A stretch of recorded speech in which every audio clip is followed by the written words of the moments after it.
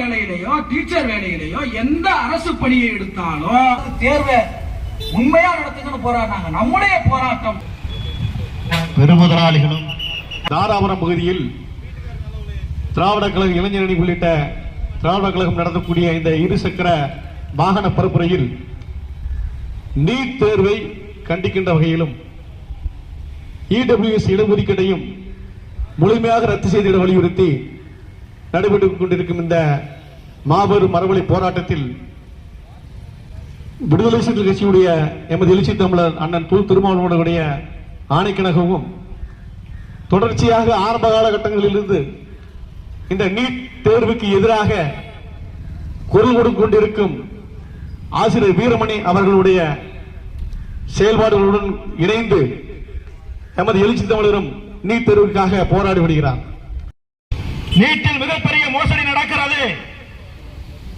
NEET தேர்வில், தேசிய தகுதி தேர்வில் வெற்றி பெற முடியாத மாணவர்கள் வேற எந்த கல்லூரியிலும் சேர முடியாது என்று இவர்கள் சட்டம் கொண்டு வரவில்லை.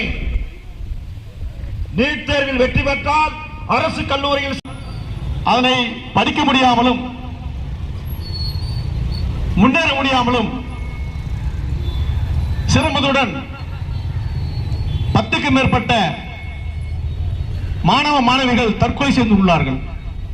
இந்த நிலை தடுத்து நிறுத்திவிட வேண்டும்.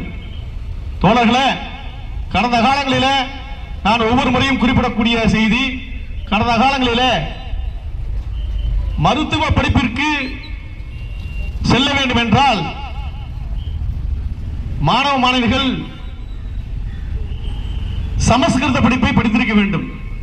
சமஸ்கிருத படிப்பை எவன் ஒருவன் படித்திருக்கிறானோ அவனுக்குத்தான் மருத்துவத்தில் இடம் உண்டு. ஆனால் சமஸ்கிருதத்தை படித்தவன் யார்? பிராமணர் வகுப்பை சார்ந்த அவர்கள் தான் சமஸ்கிருதத்தை படித்திருப்பார்கள். அவர்கள் தான் நீட் தேர்வு, அதாவது நீட் தேர்வு போன்று சமஸ்கிருதத்தை படித்தவர்கள் மட்டுமே தான் அந்த மருத்துவ கல்விக்கு போகக்கூடிய சூழல் அந்த காலத்தில் இருந்தது. கழகத்தினுடைய தலைவர், வணக்கத்திற்குரிய தமிழர் தலைவர் ஆசிரியர் ஐயா வீரமணி அவர்களுடைய ஆணைக்கிணங்க நீட் என்கின்ற நுழைவுத் தேர்வையும் இடபிள்யூஎஸ் என்கின்ற உயர்சாதி ஏழைகளுக்கான 10% பொருளாதார அடிப்படை இடஒதுக்கீட்டை முழுவதுமாக ரத்து செய்ய சொல்லி 6 குழுக்களாக தமிழ்நாடு முழுவதும் தொடங்கப்பட்டிருக்கிற இந்த இருசக்கர வாகன பரப்புரை பயணத்தில் 3வது குழுவாக எங்களுடைய பயணம் தொடர்ந்து வருகிறது. இதில் திருப்பூர் மாவட்டத்தில் அலங்கியம் பகுதியில் தொடங்கி தாராபுரம் வழியாக இன்று கரூரை சென்றடைய இருக்கிறது. நாளை கோபிச்செட்டிப்பாளையத்திலே நிறைவடைய இருக்கிறது. நீட் என்கின்ற நுழைவுத் தேர்வு ஏழை எளிய கிராமப்புற மாணவ மாணவிகள் எக்காரணத்தை கொண்டும் மருத்துவராக வரக்கூடாது என்கின்ற ஒரு அடிப்படையிலே கொண்டு வரப்பட்ட மோசமான தேர்வு. முன்பெல்லாம் 10வது 12வது பொதுத் தேர்வு முடிவுகளில்தான் பிள்ளைகளினுடைய மரண செய்திகள் வரும். ஆனால் நீட் என்கிற நுழைவுத் தேர்வு எப்பொழுது வந்ததோ அப்பொழுதிலிருந்து ஒவ்வொரு ஆண்டும் நம்முடைய பிள்ளைகள் இறந்து போகிறார்கள் என்கிற மோசமான செய்தி வந்து கொண்டே இருக்கிறது.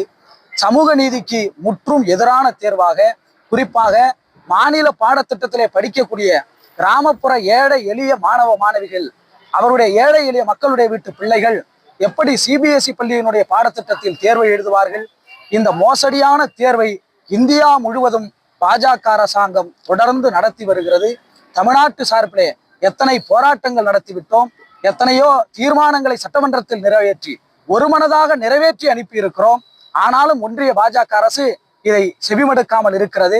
அதே நேரத்தில் இடஒதுக்கீடு என்பது சமூக மற்றும் கல்வி ரீதியாக மட்டுமே வழங்கப்பட வேண்டும் என்று அரசமைப்பு சட்டம் சொல்லுகிறது, நீதிமன்றம் சொல்லுகிறது.